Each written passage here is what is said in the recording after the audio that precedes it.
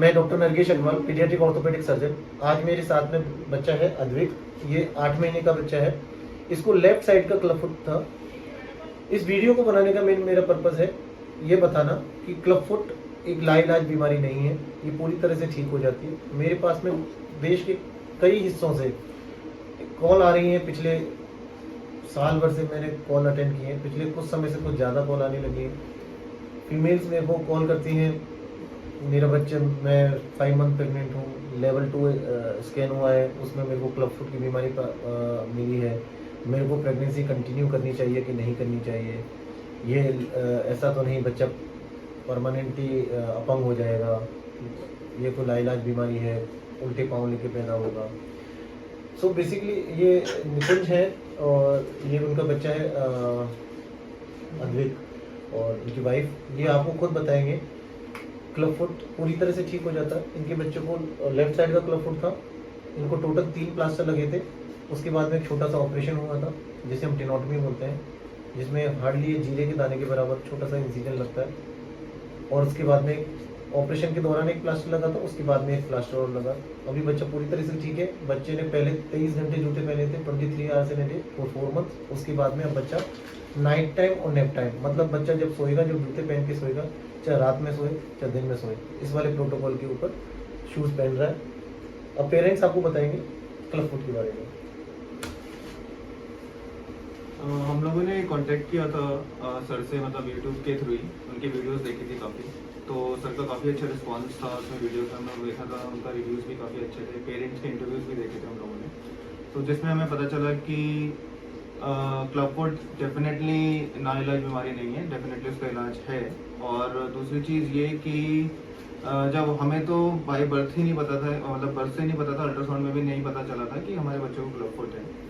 उसके बाद हम लोग सर से मिले, सर ने हमें प्रॉपर इलाज बताया कि किस तरह से इसका इलाज कर सकते हैं। सर ने पूरी गाइड, सर ने जो भी गाइड किया हमने उसको अकॉर्डिंगली लिया। और उसके बाद इलाज शुरू हुआ। तो हमारा बेबी फर्स्ट मंथ में ही जब था वो सर के पास हम लोग ले आए थे, और उसमें सर ने जैसे जैसे गाइडेंस की, मतलब स्टार्टिंग किया, जैसे प्लास्टर लगता है, जैसे 2-3 प्लास्टर लगे थे। उसके बाद एक छोटा सा, जैसे सर ने बताया कि एक टेनोटमी का ऑपरेशन होता है, वो लगा था। और उसके बाद एक और प्लास्टर लगा था जिसमें हमारा बच्चे का करेक्शन सारा ठीक आ गया था। तो ऐसा कुछ भी नहीं है कि ये मतलब इसको क्योर नहीं कर सकते हैं, डेफिनेटली क्योरेबल है क्लब फुट। तो बेसिकली मेरे को एक बात सबसे पूछनी, जैसे आपको तो बात पता नहीं था कि आपके बच्चों को, जब आप प्रेग्नेंट थी आपको मालूम नहीं था कि इसको क्लब फुट है, राइट? यदि आपको मालूम होता, इन केस कि आपको यदि मालूम होता कि आपके बच्चे को क्लब फुट है, और उस टाइम पे यदि आपके दिमाग में ऐसा आता कि क्लब फुट या क्या पता नहीं, डेफिनेटली एक नेगेटिव थॉट्स आते आ ही जाती हैं। तो यदि आप उस टाइम पे अवॉइड करा लेते, सपोज हम एक इमेजिनेशन सिचुएशन लेते हैं, यदि आप अवॉइड करा लेते और उस परिप्रेक्ष्य को देखते हुए और आज की सिचुएशन को देखते हुए आपको रिग्रेट होता या नहीं होता? तो आपको ऐसा लगता कि आप यदि अवॉइड करा लेते तो एक गलत डिसीजन होता हो? गलत डिसीजन। तो उस रिगार्डिंग क्या आप उन फीमेल्स को कुछ मैसेज देना चाहेंगी जो इस तरह की सोच, नेगेटिव थॉट, तो एक तरह का सोच आना एक नॉर्मल फिनोमेना होता है, ह्यूमन टेंडेंसी होती है। जब कोई भी चीज़ हमारे साथ में नेगेटिव आती है तो 10 तरह की नेगेटिव थॉट हमारे को पकड़ने लगते हैं। तो मैं चाहता हूँ कि आप अपने मुंह से उन फीमेल्स को कुछ एक मैसेज दें, जिससे यदि एक सिचुएशन हम इमेजिन, जैसे आपको तो मालूम नहीं था कि आपको क्लब फुट, आपके बेबी को क्लब फुट है, यदि आपको ये सिचुएशन आपके ऊपर होती और यदि आप उस टाइम अवॉइड करा चुके होते और आज आपका बच्चा आपके सामने जो है, उसको दोनों कुछ चीज़ों को यदि आप तुलना कंपैरिजन करें तो आपको कैसा महसूस हो रहा है?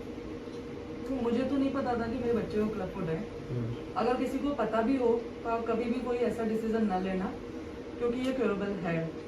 आज मेरा बच्चा अपने आप दोनों पैर पे खड़ा हो रहा है, खड़ा होने स्टार्ट किया है, तो मुझे तो बहुत सेटिस्फेक्शन है। और ऐसी कोई घबराने वाली बात नहीं है, कभी भी कोई भी ऐसा गलत डिसीजन ना ले।